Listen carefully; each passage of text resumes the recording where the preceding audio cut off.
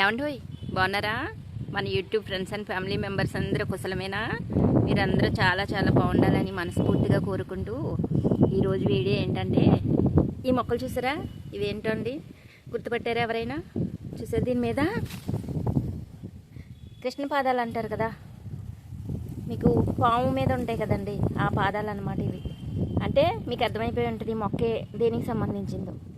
మనకి గార్డెన్ పెంచుకునే వాళ్ళందరికీ పాములు వస్తాయేమో అని కొంచెం భయం పడతాం కదండి.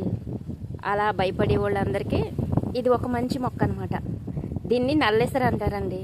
ఈ మొక్కను కనుక మన గార్డెన్లో పెంచుకుంటే వస్తాయో రావో నాకు తెలియదు, కానీ నాకైతే కనిపించలేదండి మొక్కలు పెట్టాక. ఇలాంటి మొక్కను పెంచుకున్నాం అనుకో పాముల భయం ఉండదన్నమాట.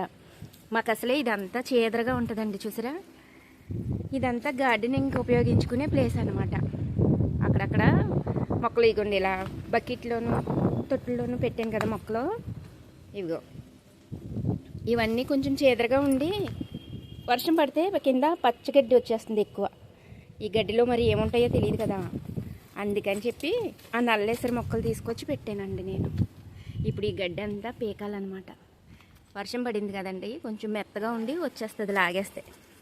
మనం ఇలా తీయలేదనుకోండి, ఎప్పటికప్పుడు ఎక్కువైపోయిందనుకో మనం మసలడానికి చాలా ఇబ్బందిగా ఉంటుంది. మళ్ళీ ఏమొస్తాయో ఏంటో తెలియదు కదా మొక్కలుంటే. అందుకని కింద గార్డెన్ చేసుకున్న వాళ్ళందరికీ, అదేండి నేల మీద గార్డెన్ చేసుకునే వాళ్ళందరికీ ఈ పచ్చగడ్డితో చాలా ఇబ్బంది కదా. ఇదిగోండి ఇప్పుడు వచ్చి అరగంట నుంచి ఇదంతా క్లీన్ చేశానండి. అది చూసారా, పచ్చగడ్డి పీకింది ఇక్కడ పెట్టా. ఇదంతా క్లీన్ చేశాను అనమాట.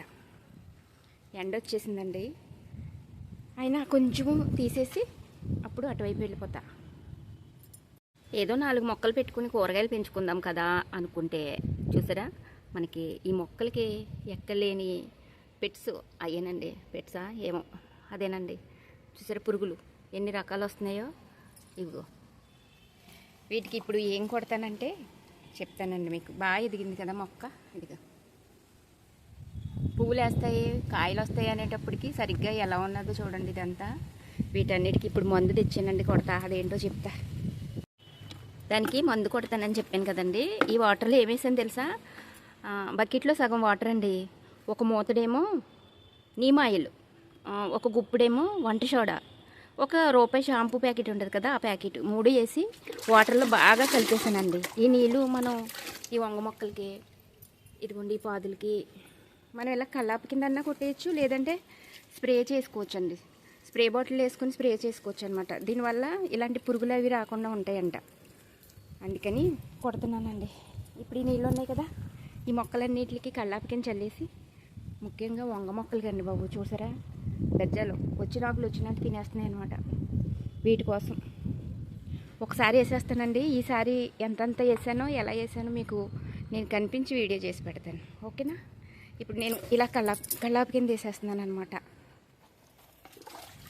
ఇలా తీసుకుని అలా మనకి వీలుంటే స్ప్రే చేసుకుంటే ఇంకా బాగుంటుందండి, కానీ మనది చిన్న స్ప్రేయర్ కదా, అస్తమానం ఏమేస్తాము. అందుకని కల్లాపు కింద చల్లుతున్నా. ఇంకా తగ్గలేదనుకో ఈసారి మాత్రం స్ప్రే చేస్తా.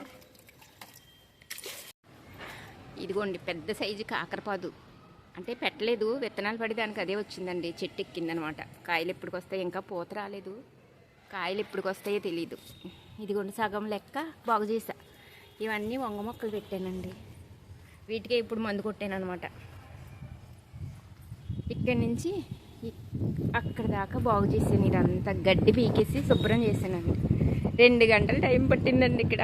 ఇంకెక్కడి నుంచి ఉండిపోయింది అనమాట. ఇది రేపు పొద్దున్న చేస్తా ఈ కొంత లెక్క. గార్డెనింగ్ అంటే మామూలు విషయం కదండి, ఇష్టంతో పాటు చాలా కష్టం ఉంటుంది అనమాట. ఆ కష్టాన్ని కూడా ఇష్టపడే వాళ్ళే మొక్కల పిచ్చోళ్ళు, ఏమంటారు కదా. కానీ శుభ్రం చేస్తే ఎంత బాగుందో చూడండి, భలే హ్యాపీగా అనిపిస్తుంది చూడడానికి. ఇందాక చూసారు ఎలా ఉందో, ఇది ఇలా ఉంది. ఇప్పుడు చూడండి ఎంత నీట్గా ఉందో.